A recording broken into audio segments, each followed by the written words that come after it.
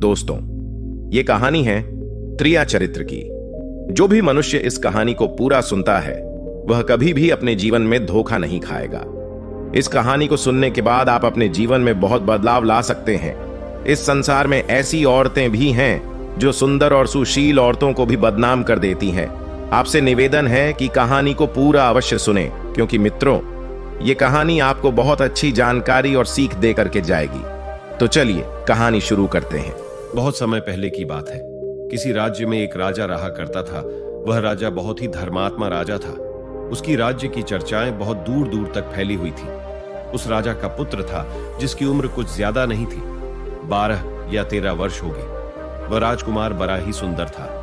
राजा उसकी शादी कर देता है। जब राजा ने उसकी शादी की तो राजकुमार उस वक्त मात्र 14 वर्ष का था। तभी उसकी शादी कर दी गई थी और राजा अब बूढ़ा हो चुका था। एक दिन राजा ने सोचा कि अपने राजकुमार को अब राजा बना देते हैं, क्योंकि उस राजकुमार ने कई शादियां की थीं और पहले के राजाओं में यही नियम था कि राजा जितनी चाहे उतनी शादी कर सकता था।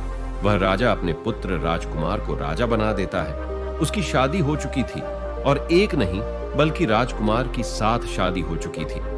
वह राजकुमार जो कि राजा बना था अपनी पढ़ाई लिखाई फिर भी कर रहा था। वह रोज गुरुकुल पढ़ने के लिए जाया करता था और एक दिन की बात है, जब वह राजकुमार पढ़ने के लिए विद्यालय जा रहा था तो रास्ते में उसे एक पनिहारी मिली। वह पनिहारिन भी बहुत सुंदर थी। उस पनिहारिन ने राजकुमार से पूछा कि हे राजा, आप रोज कहां जाते हैं? राजकुमार कहता है कि मैं रोज पढ़ने के लिए, विद्या ग्रहण करने के लिए अपने गुरु के पास जाता हूं। तो वो कहती है, ये तो अच्छी बात है, लेकिन ये बताइए, आपने त्रिया चरित्र पढ़ा है? राजकुमार कहता है कि नहीं, मैंने यह कभी नहीं पढ़ा है।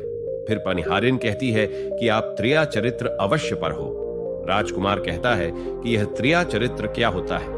पनिहारी ने कहा कि आप यह बात अपने गुरु से जाकर पूछना और त्रिया चरित्र को अवश्य ही पढ़ना। राजकुमार कहता है कि मैं आज ही जाऊंगा और अपने गुरु से जाकर पूछ लूंगा कि आपने मुझे त्रिया चरित्र क्यों नहीं पढ़ाया। इतनी बात कहने के बाद वह राजकुमार वहां से चल देता है। वो पनिहारिन की बात सुनकर वह राजकुमार गुस्से में था। उसकी आंखें लाल थीं। वो अपने गुरु के पास जाकर प्रणाम करता है। गुरुजी ने पूछा कि बेटा, क्या हुआ? आज तुम क्रोध में दिखाई दे रहे हो और तुम्हारी आंखें लाल क्यों हैं? क्या बात है, मुझे बताओ। राजकुमार ने क्रोध में जवाब दिया कि गुरुदेव, आपने मुझे त्रिया चरित्र क्यों नहीं पढ़ाया? यह बात आपने क्यों छुपाई? त्रिया चरित्र के बारे में मुझे बताया क्यों नहीं? गुरु कहते हैं, बेटा, तुम त्रिया चरित्र नहीं पढ़ पाओगे, क्योंकि त्रिया चरित्र पढ़ना खतरे से खाली नहीं होता है और जब तुम त्रिया चरित्र पढ़ोगे तो उसमें तुम्हारी जान भी जा सकती है। राजकुमार कहता है कि गुरुदेव, आप इसकी चिंता ना करें, अपनी रक्षा हम स्वयं कर लेंगे। आप केवल मुझे त्रिया चरित्र पढ़ाइए। गुरुदेव कहते हैं कि ठीक है, अब तुमने हट कर ही ली तो अब हम तुम्हें त्रिया चरित्र पढ़ाते हैं। त्रिया चरित्र पढ़ते पढ़ते राजकुमार को 1 साल हो गए और जब 1 वर्ष हो गया तो गुरु ने कहा कि बेटा, अब तुम्हारी पढ़ाई पूरी हो चुकी है। अब तुम घर जा सकते हो और आराम से अपने राज्य को चला सकते हो। अब तुम्हें यहां आने की कोई आवश्यकता नहीं है। राजकुमार कहता है, ठीक है गुरुदेव। राजकुमार जैसे ही जाने को होता है, गुरुदेव उसे रोक लेते हैं और कहते हैं, बेटा, मैं तुम्हें एक ऐसा यंत्र देता हूं, या जब तुम इसे अपने कानों में लगाओगे तो कोई भी तुम्हें पहचान नहीं पाएगा और तुम उसे पहचान लोगे। राजकुमार वह यंत्र अपने हाथों में ले लेता है और गुरु ने कहा, तुम इस यंत्र को ले जाओ और रात के 12 बजे आज ही के रात में अपने महल से निकल करके जंगल की तरफ जाना और पूर्व दिशा की ओर जाना। और जब तुम पूर्व दिशा की ओर जाओ तो ये यंत्र अपने कानों में लगा लेना और वहीं पर खड़ा हो जाना। वो राजकुमार कहता है कि ठीक है, ऐसा ही करूंगा। फिर राजकुमार गुरुकुल से महल की ओर चल देता है और जब रात के 12 बज जाते हैं और उस राजकुमार की 7 पत्नियां सो जाती हैं, तब आधी रात के समय वह राजकुमार अपने हाथों में यंत्र लेकर महल से जंगल की तरफ चल देता है। राजा जंगल में पूर्व दिशा की ओर जाता है और वहां जाकर अपने कानों में यंत्र लगा लेता है और वहीं पर खड़ा हो जाता है। तो उसने क्या देखा कि वही पनिहारिन जो मुझे रास्ते में मिली थी, वही पनिहारिन एक थाली में खाना लेकर जंगल को जा रही है। वहां थोड़ी ही दूरी पर एक संत अपनी कुटिया में रहते थे। वह पनिहारिन संत के पास खाना लेकर जा रही थी। राजा ने देखा कि ये तो वही पनिहारिन है जिसने मुझसे कहा था कि त्रिया चरित्र की पढ़ाई पर हो। लेकिन पनिहारिन उस राजा को नहीं पहचान पाई, क्योंकि राजा के कानों में यंत्र लगा हुआ था। यंत्र लगने की वजह से राजा किसी को भी पहचान सकता था। राजा ने अपने मन में सोचा कि चलो उसके पीछे चलते हैं कि ये आधी रात को भोजन लेकर संत कुटिया की तरफ क्यों जा रही है, इसका क्या कारण है। वह राजा भी उसके पीछे पीछे छुपता हुआ चल दिया। अब वह पनिहारिन उस कुटिया में उस बाबा के वहां पहुंचती है। उस बाबा के पास जादू की पोटली थी और वो बाबा जादूगर था। राजा पीछे पीछे गया और वह छुप करके देख रहा था कि वह पनिहारिन औरत को बाबा क्या करेंगे। बाबा ने पनिहारिन से कहा, अरे पनिहारिन, पहले तो मुझे ये बता कि आज आने में इतनी देर कैसे लग गई। हाथ जोड़कर पनिहारिन कहने लगी कि महात्मा जी, मेरा विवाह हो चुका है और मेरे पति मुझे ले जाने के लिए आए हैं। हमें लेकर कल चले जाएंगे, इसीलिए हमें उन्हें सुलझाने में थोड़ी देर लग गई और यहां आने में भी देर हो गई। जब यह बात साधु ने सुनी कि इसका विवाह हो चुका है और इसका पति इसे लेने आया है, तो साधु कहता है कि पनिहारिन, इसका मतलब है कि तुम अपने पति के साथ जाना चाहती हो तो हमारे पास क्यों आई हो। पनिहारिन कहती है कि मैं आपके बिना नहीं रह सकती हूँ, मैं आपके बिना नहीं जी सकती हूँ। तो साधु कहता है कि हे पनिहारिन, इसके लिए तुम्हें एक काम करना होगा। साधु एक बड़ा सा चाकू निकलता है और पनिहारिन से कहता है कि हे पनिहारिन, जाओ अपने पति के गर्दन काटकर यहां लेकर आ जाओ। अपने उस पति को मार दो जो हमारे और तुम्हारे बीच में दरार बन रहा है। तब मैं तुम्हें रख लूंगा, तुमसे विवाह करूंगा, तुम्हें अपनी पत्नी बनाऊंगा। बिना कुछ सोचे समझे वो चाकू को ले लेती है और दौड़ते हुए अपने घर जाती है और उसका पति सो रहा था। वहां जाकर अपने पति की गर्दन काट देती है और उसकी गर्दन को लेकर साधु के पास आती है और जो राजकुमार थे उसके पीछे पीछे उसका सारा कारनामा देख रहे थे। जब साधु ने देखा कि अपने पति को मार करके उसकी गर्दन यहां लेकर आई है, साधु को बहुत गुस्सा आया और उसने उसे लात मारी और कहा, भाग जाओ यहां से। जब तू अपने पति की नहीं हो सकी, जिसके साथ तूने 7 फेरे लिए, तो तू मेरी क्या होगी। जल्दी भाग जाओ यहां से। अगर तुम मेरे पास दोबारा आई तो मैं तुझे जीवित नहीं छोड़ूंगा। साधु की यह बात सुनकर उस पनिहारिन को ऐसा लगा जैसे उसके पैरों तले जमीन खिसक गई हो। फिर भी अपने पति की कटी हुई गर्दन घर लेकर के आई और उसकी गर्दन जोड़ देती है और वहीं बैठ जाती है। और इधर जैसे ही सवेरा हुआ, अपने पति के पास बैठकर रोने लगती है और चिल्लाने लगती है। कहती है, देखो देखो, किसी ने मेरे पति की हत्या कर दी। लेकिन रात में उस पनिहारिन का सारा कारनामा राजकुमार देख चुका था।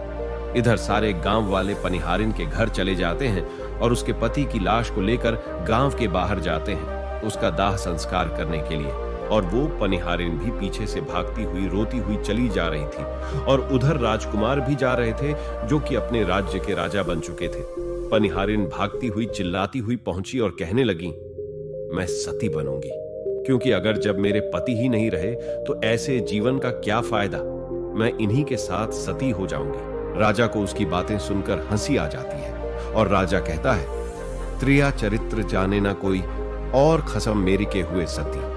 राजकुमार की यह बात और कोई तो नहीं समझ पाया, लेकिन वह पनिहारिन समझ जाती है। कहती है कि राजा साहब, आप हमारे ऊपर यह बात कह रहे हैं, लेकिन चलिए कोई बात नहीं, मैं सती हो जाऊंगी।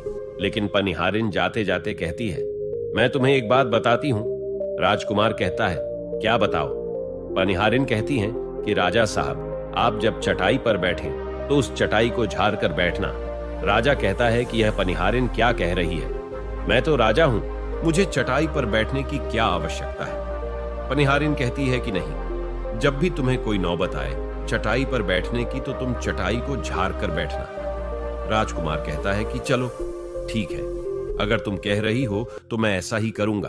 और कहने के बाद वह अपने पति के साथ सती हो जाती है और राजकुमार उनका अंतिम संस्कार करवाकर अपने घर को आ जाते हैं। इसी तरीके से पूरा दिन व्यतीत हुआ और उधर जब दूसरी रात आई, अपने गुरु के कहने के अनुसार वही यंत्र कान में लगाया और पूर्व दिशा की ओर उसी स्थान पर जाकर खड़ा हो गया जहां पर पिछली रात खड़ा हुआ था। दूसरी रात को राजकुमार ने क्या देखा, उसकी 7 पत्नियां भोजन की थाली अपने अपने हाथों में लेकर उसी साधु की कुटिया की तरफ जा रही हैं। जैसे ही राजा ने अपनी सातों पत्नियों को उस साधु की कुटिया की तरफ जाते हुए देखा, राजकुमार के पैरों तले जमीन खिसक गई। वह अपने मन में सोचने लगा कि ये क्या चक्कर है। तभी उनमें से एक रानी राजकुमार को देख लेती है, लेकिन रानियों ने अपने पति राजकुमार को नहीं पहचान पाई, क्योंकि राजकुमार अपने कानों में यंत्र लगाए हुए थे। वह यंत्र लगाने की वजह से राजा को कोई पहचान नहीं पाता था। उनमें से एक रानी कहती है कि ए लड़के, इतनी रात को यहाँ क्यों खड़ा है? हमारी थाली लेकर के उस कुटिया तक पहुंचा। बिना कुछ सोचे समझे राजकुमार ने वह थाली अपने हाथों में ले ली और अपनी रानियों के साथ कुटिया तक जाने लगा। जब सातों रानियां और राजकुमार उस साधु की कुटिया में पहुंचते हैं, और राजकुमार कुछ भी नहीं बोल रहा था, क्योंकि राजकुमार देखना चाहता था कि हमारे प्यार में ऐसी क्या कमी है जो हमारी सातों रानियां इस साधु के पास आती है, और इस साधु के पास ऐसा क्या है जो हमारी सातों रानी अभी यहाँ आ रही है।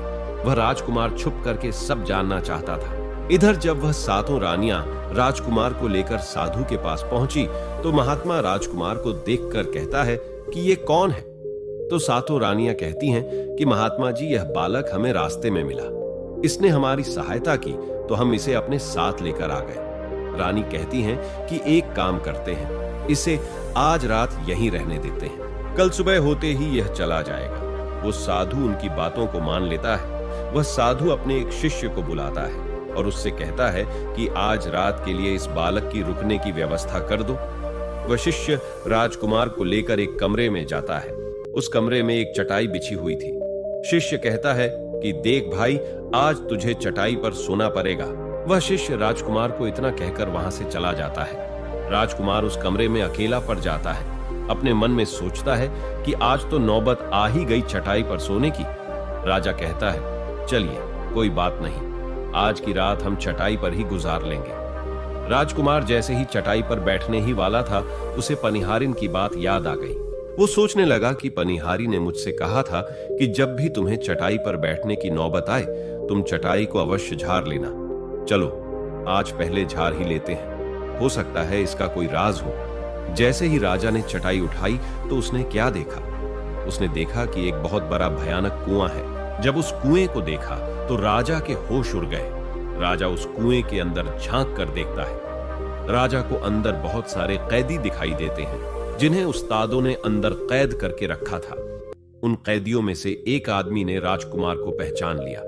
वह आदमी राजकुमार से कहता है कि राजकुमार, आप यहाँ कैसे आ गए?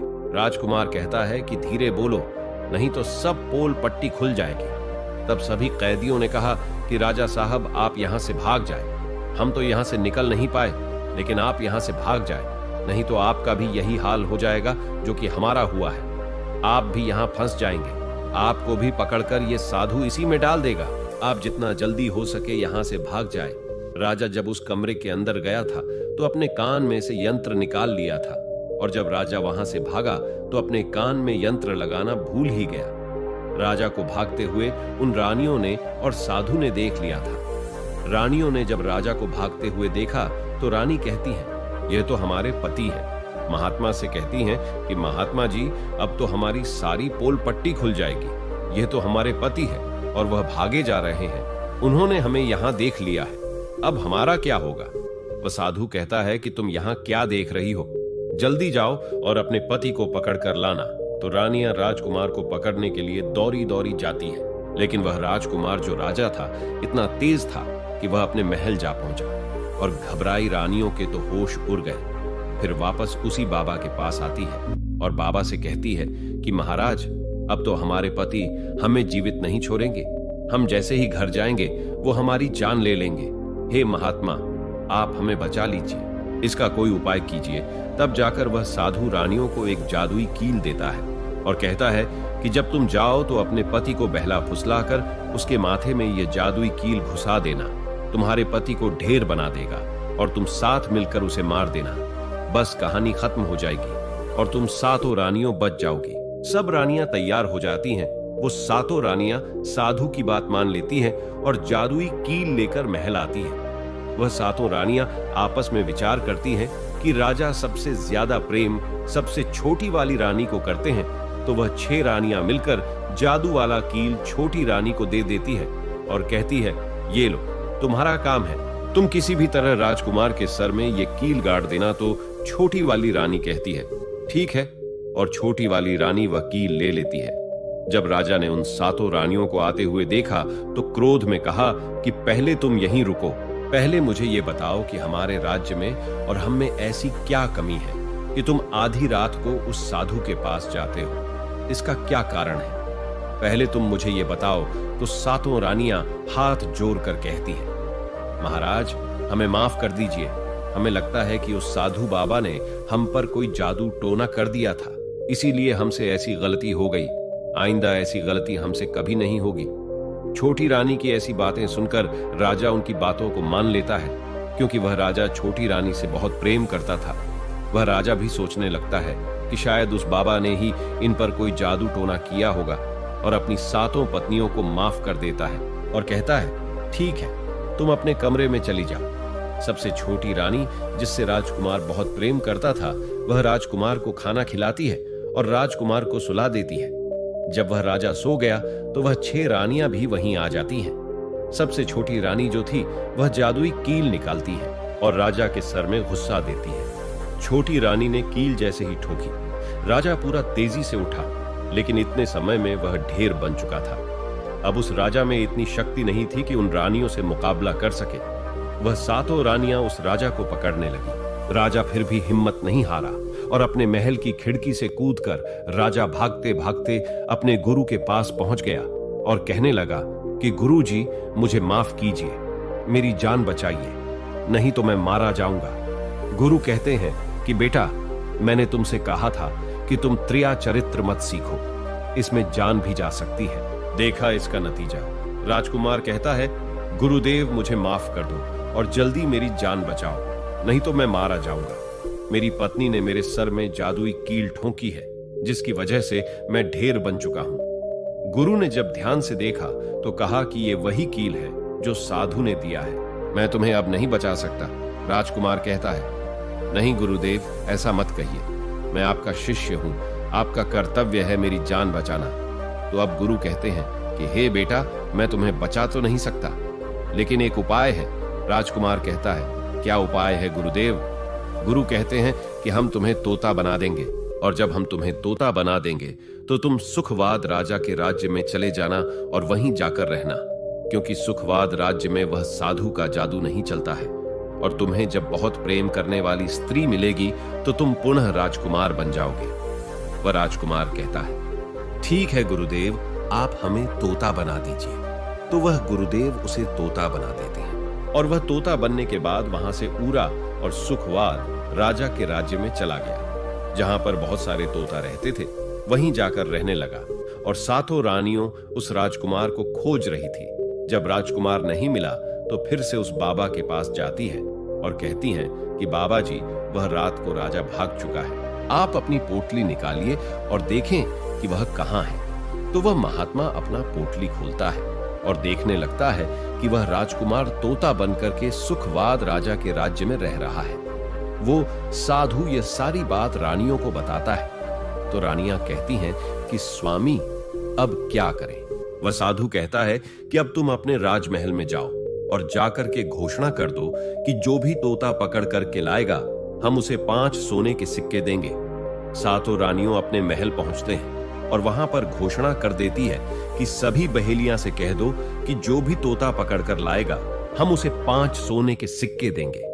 उस राज्य के जितने बहेलियां थे, वो तोता पकड़ने के लिए चारों तरफ घूमने लगते हैं, और जो भी तोता पकड़ते वो रानी के पास जाते और 5 सोने के सिक्के ले लेते थे और वहां से चले जाते, और वह 7 रानियां उस तोते को मार देती। ऐसे ही धीरे धीरे बहुत समय निकल गया, और वो राजकुमार जो तोता बनकर जहां गया था, वहां सारे तोताओं से बहुत अच्छी अच्छी बातें करता था, उन्हें बहुत ज्ञान की बातें बताता था।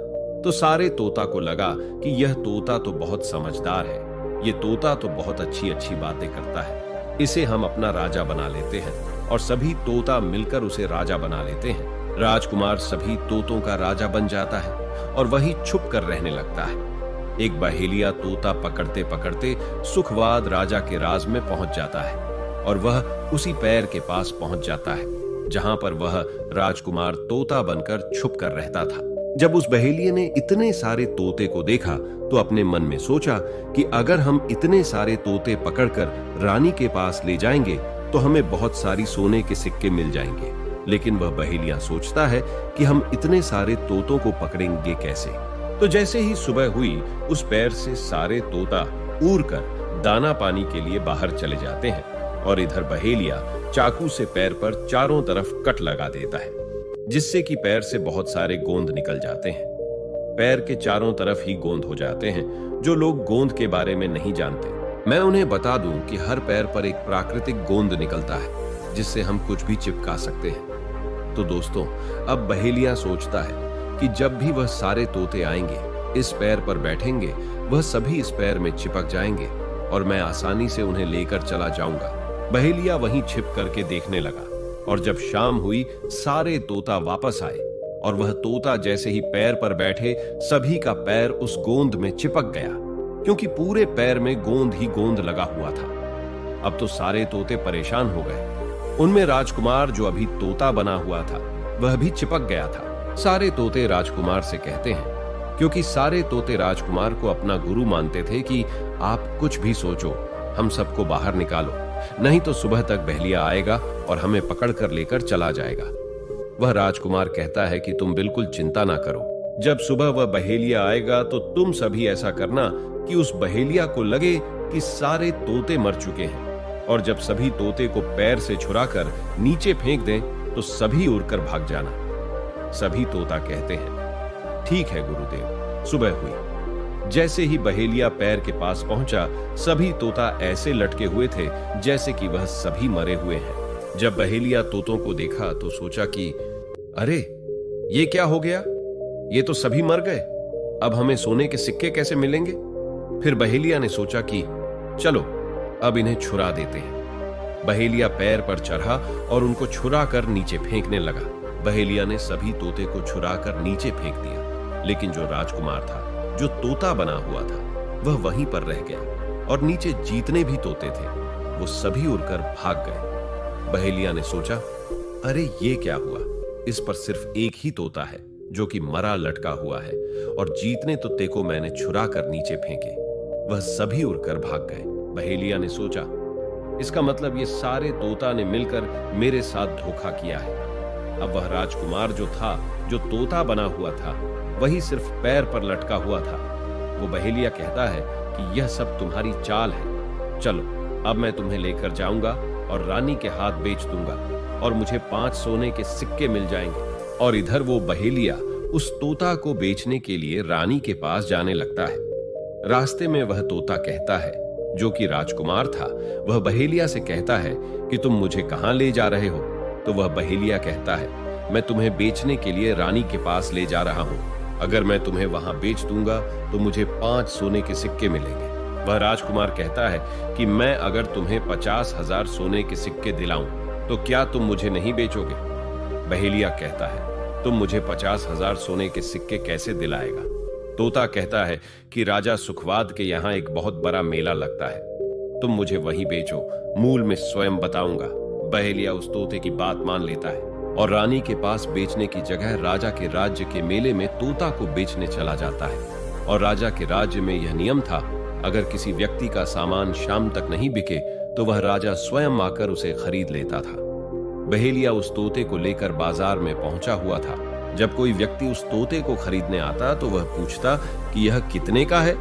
तो वह बहेलिया कहता है कि तोता अपना दाम स्वयं बताएगा। तो वह तोता अपना दाम इतना बता देता कि कोई भी व्यक्ति उसे खरीद ही नहीं पाता। ऐसे ही करते करते शाम हो गई और अब सभी अपने अपने दुकान लेकर चले गए। सभी का दुकान उजड़ गया था, बस एक बहेलिया और एक तोता ही रह गए थे। इधर राजा ने अपने सिपाहियों को आदेश दिया कि जाओ देख कर आओ, किसी का सामान तो नहीं रह गया है। जब राजा के सिपाही आए तो उन्होंने देखा कि एक बहेलिया तोता को लेकर बैठा हुआ है। सिपाही बहेलिया से कहते हैं कि हे बहेलिया, तुम्हारा तोता क्यों नहीं बिका? तुम इसे कितने में बेच रहे हो? तो तोता कहता है कि जो इन्हें 50,000 सोने के सिक्के देगा वही मुझे खरीद पाएगा। उस तोते की बात सुनकर वह सिपाही आश्चर्य में पड़ जाते हैं और सोचते हैं, अरे ये तोता तो अपना अमूल्य स्वयं बताता है। तब सिपाही राजा के पास जाते हैं और राजा को सारी बात बताते हैं और कहते हैं, एक बहेलिया एक तोता लेकर बैठा हुआ है, लेकिन वह तोता अपना अमूल्य स्वयं ही बताता है। वह इतना महंगा बताता है, शायद इसीलिए उसे कोई खरीद नहीं सका। राजा सिपाहियों से पूछता है कि वह अपना मूल कितना बता रहा है, तो सिपाही कहते हैं, अपना मूल्य 50,000 सोने के सिक्के बता रहा है। चलिए हम खरीदेंगे। अगर नहीं खरीदेंगे तो आपके राज्य की बदनामी होगी कि राजा के बाजार में एक तोता नहीं बिका। और इसलिए राजा अपने मंत्रियों के साथ अपने रथ पर सवार होकर बाजार में पहुंचता है। कहता है, इसका क्या मूल्य है? बहेलिया हाथ जोड़कर कहता है कि राजा साहब अपना मूल्य तोता स्वयं बताएगा। वह राजा फिर तोते से पूछा तो तोता कहता है कि राजा साहब जो इन्हें 50,000 सोने के सिक्के देगा वही मुझे खरीद पाएगा। अपने सिपाहियों से 50,000 सोने के सिक्के मंगवाता है और बहेलिया को पकड़ा देता है और तोता को लेकर अपने महल चला जाता है। वह तोता बहुत ही बुद्धिमान था, क्योंकि वह राजा था। वह तोता राजा को बहुत अच्छी अच्छी बातें बताने लगा। जब राजा पर कोई खतरा आने वाला होता तभी वह तोता बता देता कि राजा साहब आप पर यह खतरा आने वाला है। और इसी तरह सब उस तोते से बहुत अधिक प्रेम करने लगते हैं। जब यह बात रानियों को पता चला कि राजा ऐसा तोता लेकर आए हैं जो कि बोलता भी है और बहुत अच्छी अच्छी बातें बताता है, तो रानियां राजा से कहती हैं, उस तोता को मेरे पास भिजवा दीजिए। हम भी उस तोता को देखना चाहते हैं, हम उस तोता से बातें करना चाहते हैं। राजा अपने मंत्रियों से कहकर वह तोता रानियों के पास भिजवा देता है। रानी उस तोते से बातें करके बहुत खुश हो जाती है। वो रानी भी तोते से बहुत प्रेम करने लगती है और कहती हैं कि वाह रे तोता, इसीलिए तुझे राजा साहेब ने 50,000 सोने के सिक्के देकर खरीदा है। राजा की एक पुत्री थी जो कि बड़ी सुंदर थी। रानी अपनी पुत्री से कहती है कि आज से तुम ही इस तोते का ध्यान रखोगे और कल तुम इसे अच्छे से धोकर नहला देना। वो राजकुमारी भी उस तोते से बहुत प्रेम करती है। जैसे ही सुबह हुआ, राजकुमारी उस तोते को लेकर नहलाने जाती है। राजकुमारी उसे नहला रही थी तो उसने देखा कि तोता के सिर पर कील सा कुछ लगा हुआ है। राजकुमारी उसको निकाल देती है। राजकुमारी जैसी ही कील को निकालती है, वह तोता पहले वाला एक सुंदर सा राजकुमार बन जाता है। उसे देखकर राजकुमारी घबरा जाती है। राजकुमार कहता है कि तुम घबराओ नहीं, ये कील वापस से मेरे सर में लगा दो तो मैं फिर से तोता बन जाऊंगा और इसके बारे में मैं तुम्हें रात्रि में बताऊंगा। तुरंत ही वह राजकुमारी वह कील राजकुमार के सर में लगा देती है और वह वापस से तोता बन जाता है। रात को राजकुमारी तोते को लेकर अपने कमरे में जाती है और उसके सर से कील निकाल देती है और वह तोता फिर से राजकुमार बन जाता है। वह राजकुमार अपनी सारी दास्तां उस राजकुमारी को बताता है और कहता है, माफ करना, यह दास्तां तुम किसी को बताना नहीं तो मेरी जान चली जाएगी। राजकुमारी इसके बारे में अपनी माता और पिता को भी नहीं बताती है। दिन भर वह तोता रहता है और रात को राजकुमारी उस तोते को अपने कमरे में ले जाती और उसके माथे से कील निकाल देती और वह राजकुमार बन जाता और रात में वह दोनों साथ में ही रहते और ऐसे ही धीरे धीरे समय निकलता गया। राजकुमारी को राजकुमार से प्रेम हो जाता है। इधर क्या हुआ, जो राजकुमार की पत्नियां थीं वह बहुत सारे तोते मरवा देती हैं, लेकिन जो राजकुमार तोता बना हुआ था वह उन्हें नहीं मिलता है और वे उसी साधु के पास जाती हैं और कहती है कि हे महात्मा, हमारे पति तो अभी तक हमें नहीं मिले, हम अब क्या करें, उन्हें कैसे मारें? वो साधु फिर से अपनी पोटली खोलता है और देखता है कि वह राजकुमार अभी तक तोता बन के राजा के घर में रह रहा है। वह साधु रानियों से कहता है कि तुम एक काम करो कि तुम नृत्य कला सीखो। हम सभी मिलकर उस राजा के घर नृत्य कला करने जाएंगे और जब राजा हम पर प्रसन्न हो जाएगा और हमें कुछ मांगने को कहेगा तो हम उस तोते को ही मांग लेंगे और फिर आसानी से उसे मार देंगे। धीरे धीरे समय बीता। साधु तबला बजाता और सातों रानी पूरी तरह से नृत्य कला सीख चुकी थी। अब साधु को लगा कि हम सफलता प्राप्त कर सकते हैं और उस तोते को उस राजा से मांग सकते हैं। साधु का भेष बदल करके उन सातों रानियों को नृत्य कला वाली स्त्री बनाकर के राजा के दरबार में पहुंच गया।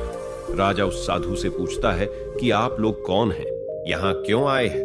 तब साधु कहता है कि हम सब नृत्य कला वाले हैं, आपके महल में हम नृत्य कला दिखाना चाहते हैं। राजा को भी गाने और बजाने का बहुत शौक था।